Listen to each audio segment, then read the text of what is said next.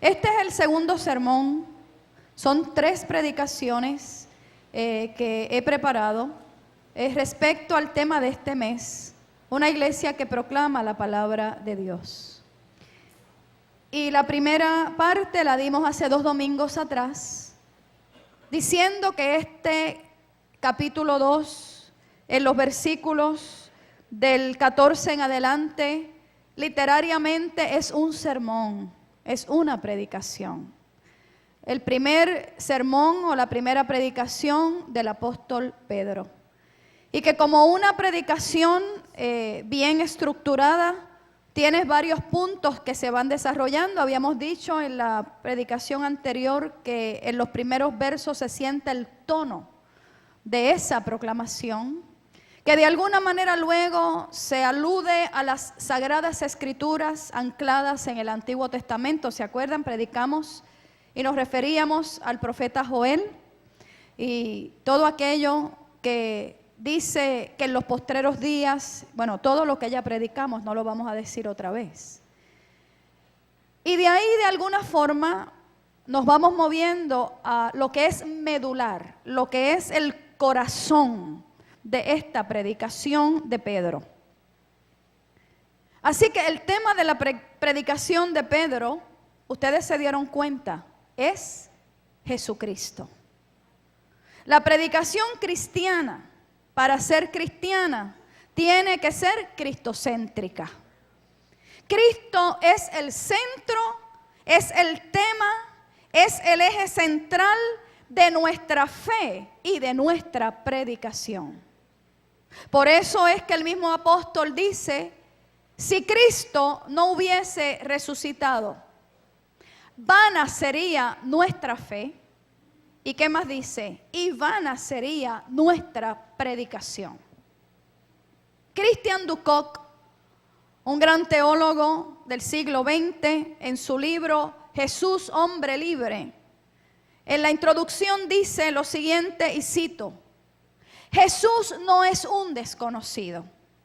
Hablan de él las obras teatrales, los movimientos de jóvenes, los contestatarios políticos, los teólogos ligados a vuestro mundo moderno y posmoderno.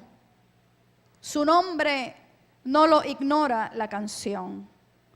No solo en las iglesias se menciona su nombre, sino en la vida cotidiana.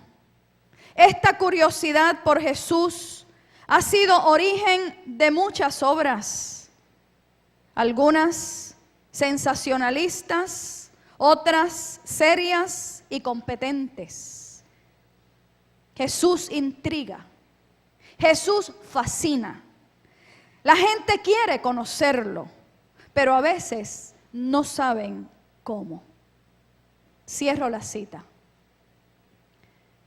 Y esto me llevó a pensar de que muchas veces la gente de nuestro siglo se mueve y oscila en el péndulo del concepto versus la experiencia. Concepto puede quizá en esta mañana definirse como una construcción mental que puede reflejar aspectos de la realidad. Pudiéramos decir que es como una entidad abstracta, adquirida por la mente humana, que la va hilvanando, que va desarrollando de alguna forma esa idea, ese concepto. Sin embargo, la experiencia es lo que usted ha vivido. La experiencia es lo que usted ha sentido, lo que usted ha observado y lo que usted ha palpado. Eso que tiene que ver con todos nuestros sentidos, eso que tiene que ver con todas nuestras emociones, eso que es suyo, que nadie lo puede vivir por usted. Eso que marca su vida, que deja huellas imborrables en su existencia. Y porque usted lo ha vivido, lo ha experimentado y es suyo, no es transferible y nadie se la puede quitar. Alaba mi alma al Señor. Pedro en algún momento se movió del concepto a la experiencia. Cuando vivió el concepto Cristo, fue perseguidor de los del camino, fue perseguidor de la iglesia y lo hacía desde ese dogma religioso, desde esa idea, a veces borrosa, difusa, que él tenía de Cristo y los cristianos. Sin embargo, ya en el capítulo 2 vemos a un Pedro distinto. Lo vivido por él, lo constatado, lo sentido en lo más profundo de su espíritu le había cambiado la vida para siempre. Porque cuando usted se encuentra con Cristo, cuando Cristo deja de ser experiencia, concepto, dogma y se convierte en experiencia, todo en la vida de la gente cambia. Y ahora aquel que lo había negado, que en un momento se interpuso en el camino de Jesús hacia Jerusalén, en este nuevo recodo del camino, entregará su vida por Jesús. Morirá por Cristo. Y se hará real aquella palabra que Jesús le anticipó cuando le dijo: no te ceñirás ya tú, sino que te ceñirá otro. Dando a entender el tipo de muerte con el que él se iba a enfrentar. Y la historia dice que Pedro murió por Cristo, crucificado. Y que en medio de esa realidad no quiso que lo crucificaran como hicieron con Jesús, sino que pidió ser crucificado con la cabeza hacia abajo. Aquel que perseguía se convirtió en perseguido. Aquel que injuriaba, que maltrataba, que hablaba mal de Cristo y los cristianos, por una experiencia contundente, real y profunda, dio todo por el Evangelio. De esa calidad de experiencia, de ese tipo de experiencia, es de la que estamos hablando en esta mañana. Ya no somos los mismos, las mismas personas, cuando nos encontramos con el Cristo resucitado. No somos las mismas personas porque en la fuerza y en el poder del Espíritu de Dios no hay temor, no hay vergüenza de comunicar lo que Él es para nosotros, y eso se registra así en ese capítulo 2. No hay miedo. Antes Pedro vivía temeroso, por eso lo negó, por eso se escondió. Pero ya no hay miedo a las burlas, al escarnio. Y si se asoma eso por ahí en algún contorno de nuestra vida, el amor de Cristo por nosotros es más fuerte y nos hace dar un paso al frente. Y Pedro nos da muestras de que está acorazado por esa presencia y por esa experiencia con Jesús. Y es interesante, hermanos y hermanas, porque en la predicación de Pedro, ahí en el capítulo 2, él se dirige a un pueblo que no conoce a Jesús, que no ha tenido esa experiencia con Jesús, que lo conoce desde el concepto, desde la idea, pero no han tenido una experiencia. Y una experiencia con Cristo, como dice un antiguo cántico, lo cambia todo. Una experiencia con Jesús cambia tu vida. Aleluya. Y si usted es tan amable y me acompaña en la primera carta de Juan, eso lo podemos ver ahí de una manera más gráfica. No el evangelio, sino la carta. Y en esa carta de Juan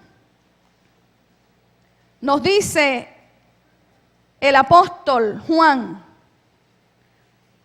capítulo 1 de Primera de Juan, lo que era desde el principio, lo que hemos oído, lo que hemos visto con nuestros ojos, lo que hemos contemplado, lo que palparon nuestras manos tocante al verbo de vida, porque la vida fue manifestada y la hemos visto y testificamos y os anunciamos la vida eterna, la cual estaba con el Padre y se nos manifestó y vuelve.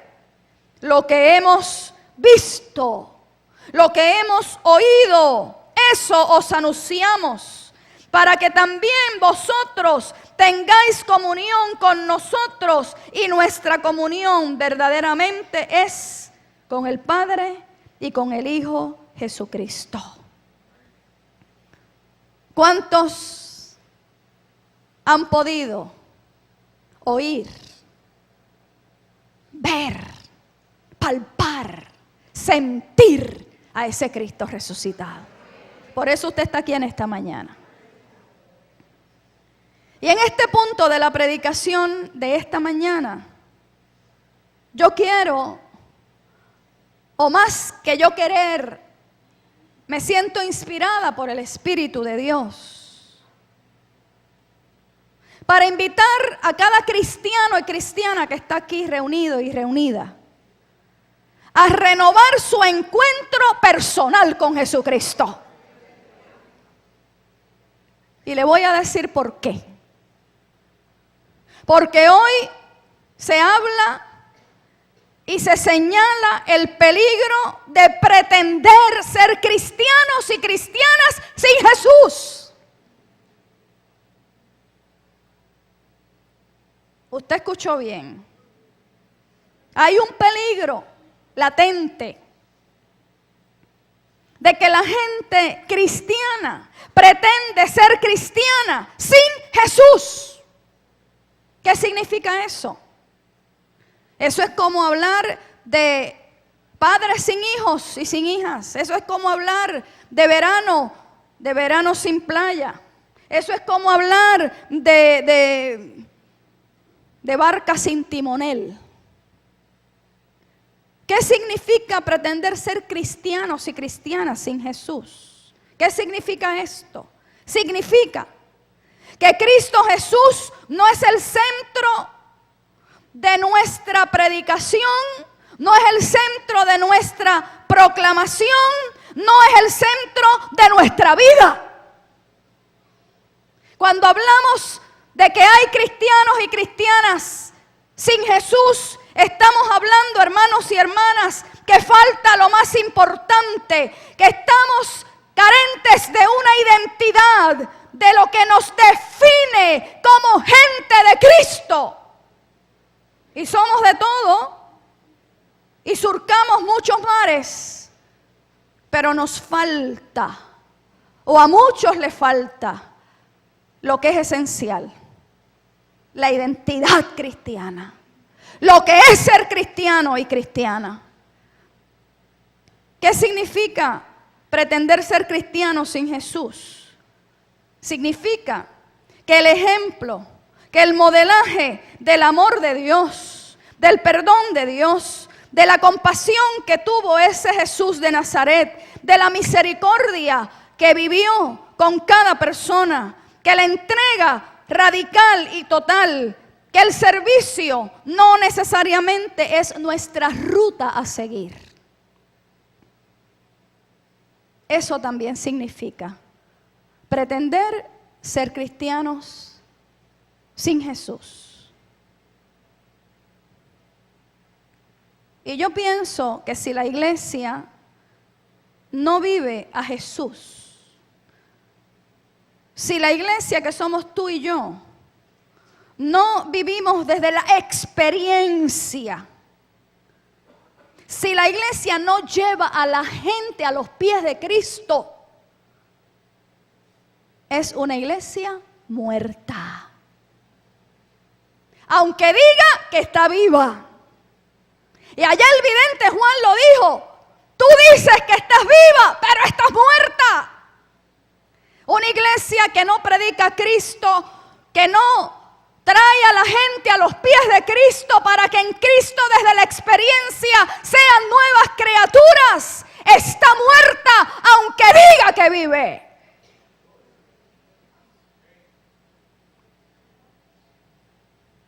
Yo no sé si usted me está entendiendo en esta mañana. En el caso de Pedro, Jesús, el Cristo, el resucitado, el que está aquí en esta mañana. Porque si Él no estuviera aquí, yo no podría predicar.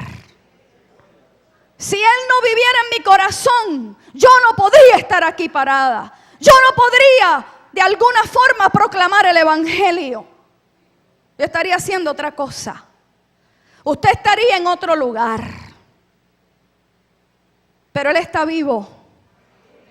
Y en la fuerza de su espíritu sigue convocando a la gente. Sigue llamando a la gente. No hay casualidades. Y aunque nos tornemos con corazones indiferentes y endurecidos y querramos cargarle todos los topos a Dios y echarle todas las culpas, cuando muchas veces muchas de las cosas que nos acontecen son inherentes a nuestras decisiones y a nuestras acciones, pero como siempre hay que buscar un culpable, Dios se lleva muchas de las culpas. Jesús es la primera motivación para Pedro proclamar el mensaje de salvación. Y no solamente es la primera motivación, el motor, la razón de ser. Es Cristo el que sostiene nuestra tarea de proclamar. De proclamar con nuestra vida y con el mensaje. Lo que motivó a Pedro y a los apóstoles, lo que nos debe motivar a nosotros y a nosotras a proclamar el mensaje de salvación es el amor de Jesús hacia nosotros y nosotras. Fíjense que no estoy diciendo lo contrario, aunque lo contrario también es verdad. Lo que nos mueve a proclamar el mensaje, a comunicar el mensaje, es el amor de Jesús hacia nosotros y nosotras. Él nos amó primero. Él salió a nuestro encuentro. Ese amor de Jesús que hemos recibido. ¿Cuántos han recibido ese amor de Cristo?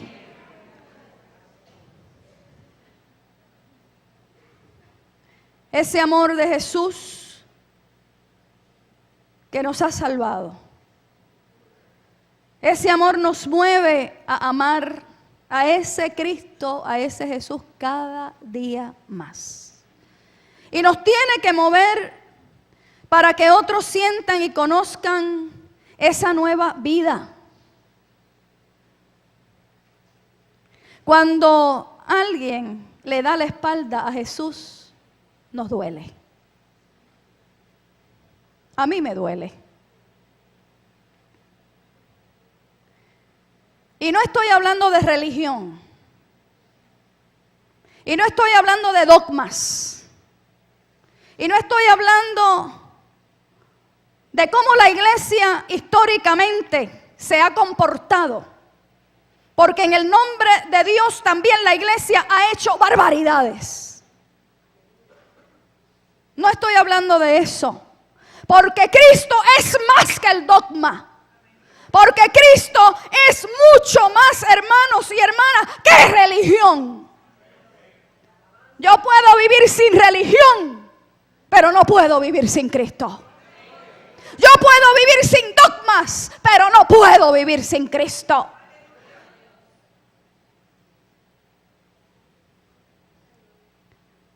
Y muchas veces, cuando la gente confunde y le da la espalda a Jesús, a uno se le caen las alas del alma.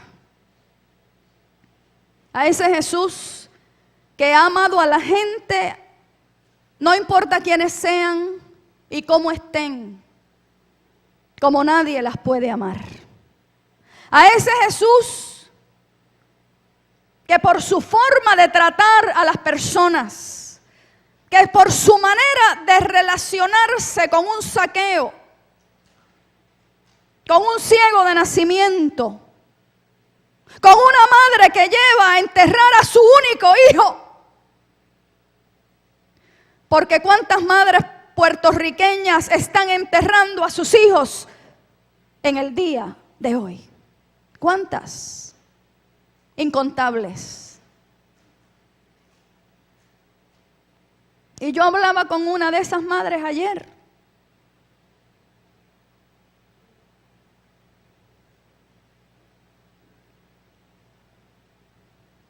Y hay momentos que, como decíamos ayer aquí en el retiro, como decía el compañero José Luis Báez, la predicación no es palabra, la predicación es un abrazo.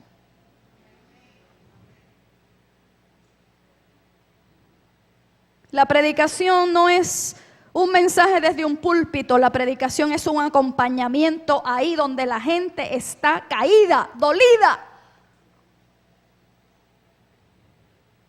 Ese Jesús que con sus gestos conquistó tantos corazones. Ese Jesús que con su generosidad cotidiana hizo tanto bien, que con su coherencia, congruencia entre vida y mensaje, que con su entrega total. Ay, hermanos y hermanas, es que todo en mi Cristo es precioso. Y habla y toca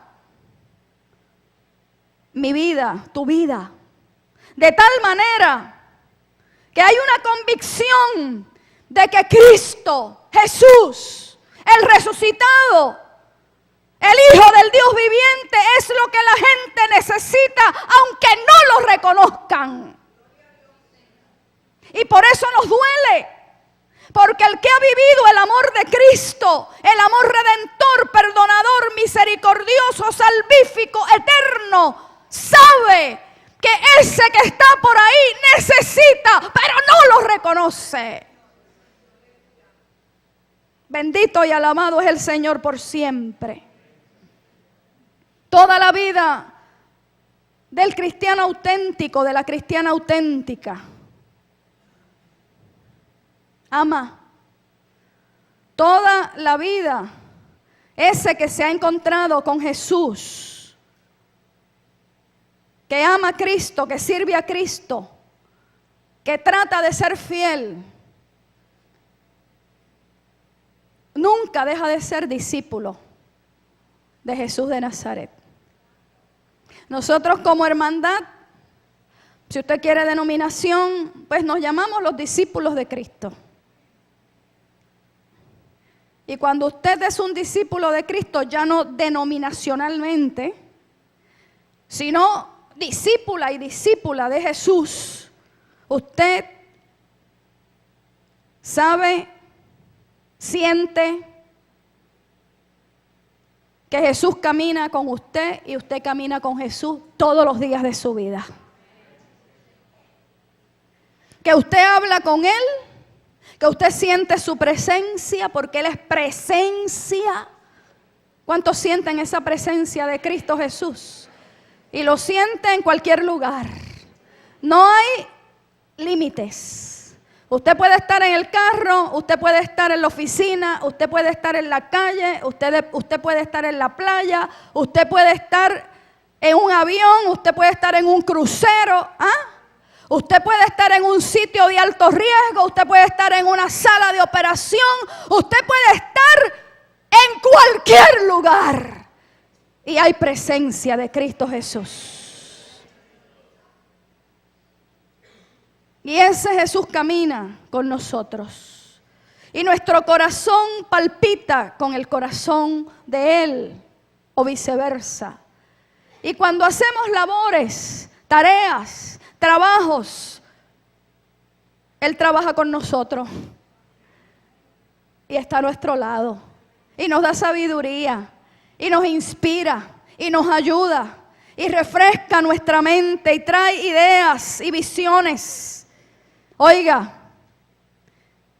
si por el contrario no palpamos, no sentimos su presencia, hemos dado la espalda, hemos tornado nuestra mirada atrás, perdemos el entusiasmo, perdemos el norte, dejamos de estar seguras de lo que transmitimos, de lo que proclamamos. Y nos faltarán las fuerzas y la pasión. Y un creyente, un líder, un pastor, una pastora, un maestro de escuela bíblica, un diácono, un anciano, un cristiano o una cristiana que no esté convertido a Cristo, que no esté convencida, que no esté entusiasmado, que no esté seguro, que no esté enamorado de Jesús, no convence a nadie. Por eso es que los apóstoles dicen que predicaban con denuedo, que comunicaban el mensaje de la cruz y de la resurrección con convicción. Aleluya. Con gozo, con valentía, con arrojo. Hace falta esa iglesia hoy. Amén. Amén. Hace falta ese tipo de cristiano hoy. La gente está desesperanzada. La gente está confundida, está turbada. La gente está alicaída. No se me matricule a usted.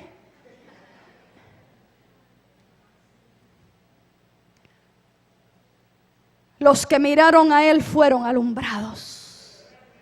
Y sus rostros no fueron avergonzados. Y no es asunto de soberbia espiritual. Y no es asunto de mirar a nadie por encima del hombro. Es asunto de creerle a Dios. Es asunto de vivir apegado a esa esperanza. Aleluya. Es asunto de pedirle a Dios sabiduría, entendimiento, discernimiento, valentía para tomar las decisiones correctas por las razones correctas. Y voy concluyendo, porque la tercera parte no la quiero empezar hoy, porque la quiero íntegra para la tercera parte, que será el domingo. ¿Quién es Jesús para ti hoy?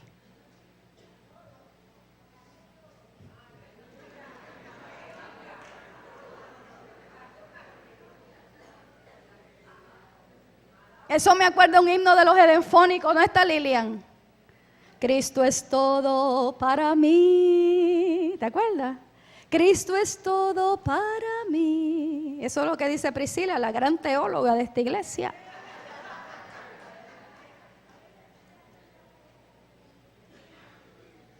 ¿Quién es Cristo para ti hoy?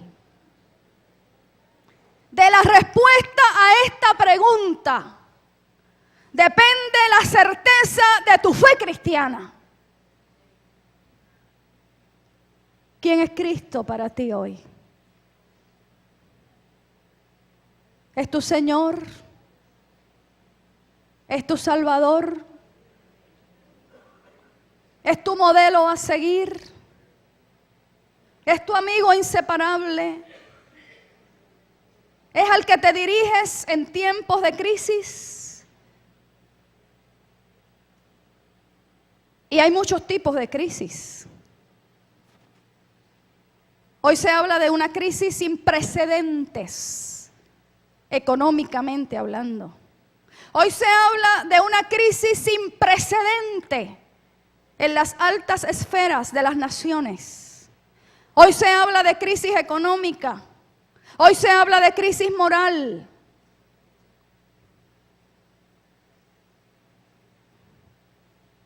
Y yo sé que aquí hay gente que está cruzando el Niágara en bicicleta porque están viviendo una crisis de fe. Pero eso no es malo. Eso no es pecado. Tomás tuvo su crisis de fe.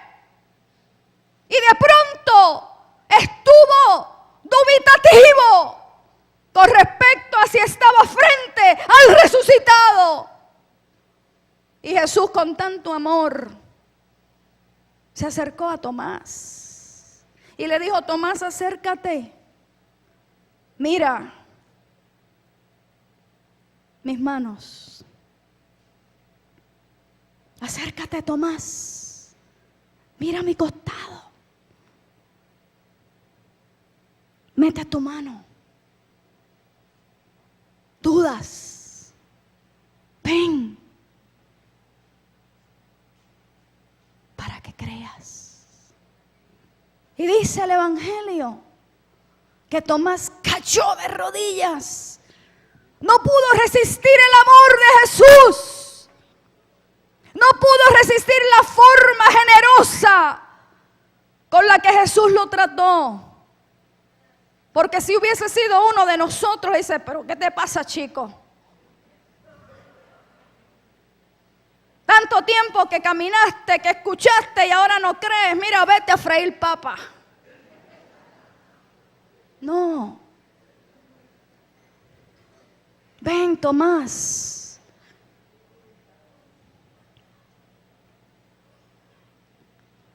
¿Quién es Jesús para ti hoy? Al que te diriges en tiempos de enfermedad, de pérdida, de luto. Al que más cuando has pecado. Porque tú sabes que Él no te va a echar fuera. Que Él te va a recibir. Que Él te va a redarguir. Que Él te va a convencer. Que te vas a levantar. Como lo hizo aquella adúltera en Juan capítulo 8. ¿Dónde están los que te acusaban, mujer? ¿Dónde están todos estos legalistas y todos estos hipócritas? ¿Dónde están? Ninguno ha podido arrojarte la piedra. Vete y no peques más. Arregla tus cosas, mujer. ¿Quién es Jesús para ti hoy?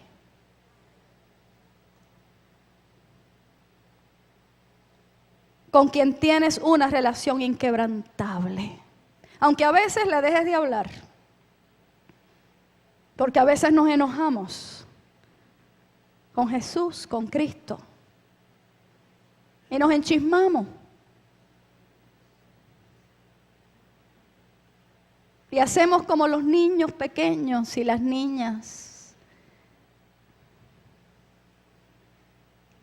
Que cuando nos sentimos que estamos perdiendo, guardamos el bate, la bola, las crayolas y decimos: no juego más. Y Jesús siempre esperándote. ¿Quién es Jesús para ti hoy?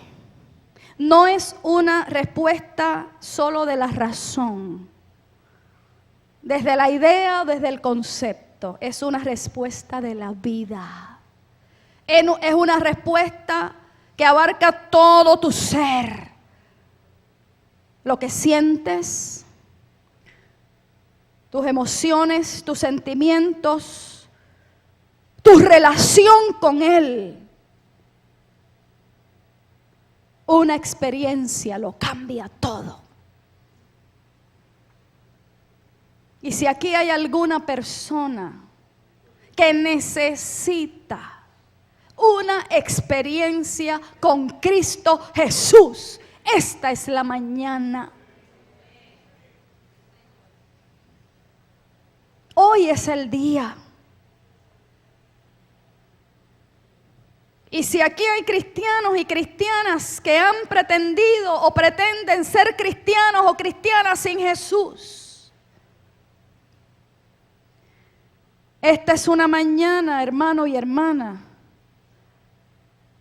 para renovar nuestro encuentro personal con Cristo. Porque siempre en Él hay oportunidad. Dios necesita de una iglesia como aquella iglesia de Hechos. Una iglesia con un vínculo inquebrantable con el resucitado. Una iglesia que ame a Jesús sobre todas las demás cosas. Una iglesia que se relacione con Él, que hable con Él, que vuelva a repasar los evangelios, que viva la propuesta evangélica, que seamos fieles a lo que Él ha propuesto como estilo de vida desde los valores del reino. Y después de todo eso, aquella gente que estaba allí escuchando la predicación de Pedro le dijo, dice el texto bíblico, ¿no?, que se compungieron. ¿Qué es eso de compungirse?